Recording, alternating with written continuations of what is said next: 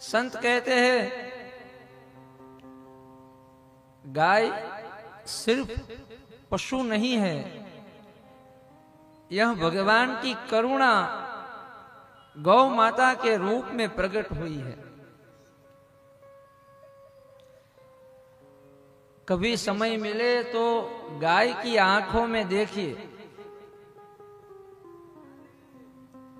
शास्त्र कहते हैं कि गाय के नेत्र मौन वेद है। वेद का उद्घोष गाय की आंखों से होता है। गाय के श्वास में यज्ञ की सुगंध है। राम कथा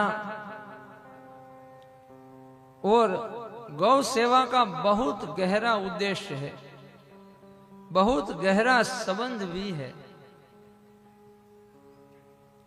भगवान राम वन में रहे, तपस्वियों और आश्रमों में रहे,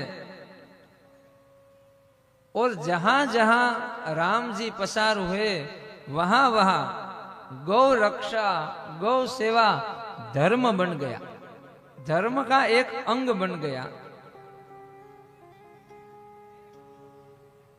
आज यह राम कथा मां नर्मदा की गोद में बैठकर गौ माता की सेवा के लिए आयोजित हुई है। तो व्यासपीठ से प्रथम निवेदन है कि आज की यह राम कथा जो आप सुनेंगे वह केवल कान तक न जाए, लेकिन हमारे सबके हृदय तक पहुंचे। आज राम कथा सुनते सुनते आपके भीतर जो भी भाव जगे वह केवल आंसू न बने, लेकिन सेवा बने। क्योंकि राम कथा का तो सार ही यही है, श्रवण से संवेदना तक। सिर्फ श्रवण नहीं, श्रवण से हमारे हृदय में एक संवेदना उत्पन्न हो, और संवेदना से सेवा तक। सिर्फ संवेदना नहीं, वह संवेदना सेवा बन जाए। मां नर्मदा की कृपा से हमारी यह राम कथा गौ माता के जीवन में सुख, सुरक्षा और सम्मान का कारण बने, यही आज की प्रार्थना है। आइए दूसरे दिवस की राम कथा का प्रारंभ करें इस संकल्प के साथ कि राम कथा को सुनकर हम बेहतर मनुष्य बनेंगे। गौ सेवा करके हमारे सनातन धर्म को जीवंत बनाएंगे, और जब हम सब नहीं होंगे तब भी बहेगी।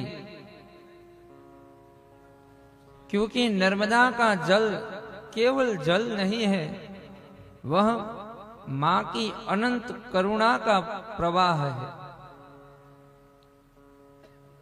मां नर्मदा का जल हमें यह सिखाता है कि जीवन में इसी तरह से आगे बढ़ो। मां नर्मदा आगे बढ़ रही है, लेकिन कोई भी शोर नहीं है। बहुत शांत भाव से मां नर्मदा आगे बढ़ रही है। इसी तरह से मां नर्मदा हमें एक बोध देती है कि जीवन में आगे बढ़ो, लेकिन शोर मत करो। जिस तरह से मां का प्रवाह बिल्कुल शांत है, ऐसी शांति अगर हमारे जीवन में हो तो ये जीवन का प्रवाह निर्मल हो जाएगा। मां नर्मदा का प्रवाह शांति से आगे बढ़ रहा है। मां की गहराई बहुत बड़ी है। मां नर्मदा हमें बोध देती है कि जीवन में एक गहराई होनी चाहिए।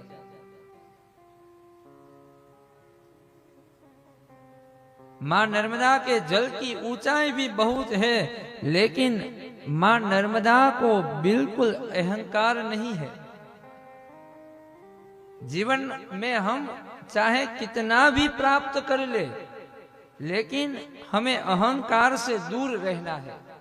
यह मां नर्मदा का बोध है।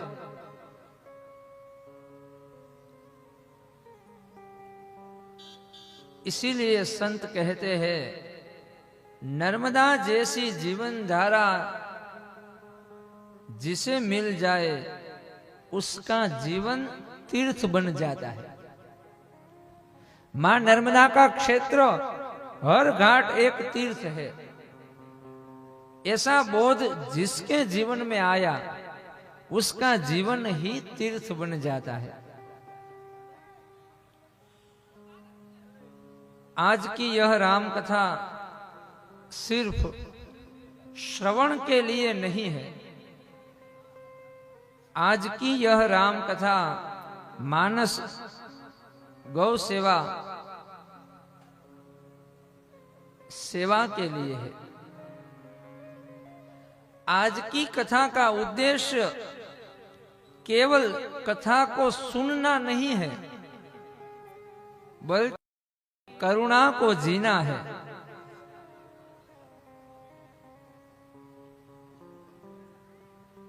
भगवान भूतेश्वर महादेव के समीप मां नर्मदा का जल बह रहा है। एक सुंदर गौशाला है जिसमें अनेक गौ माता सुखपूर्वक अपना जीवन व्यतीत कर रही है।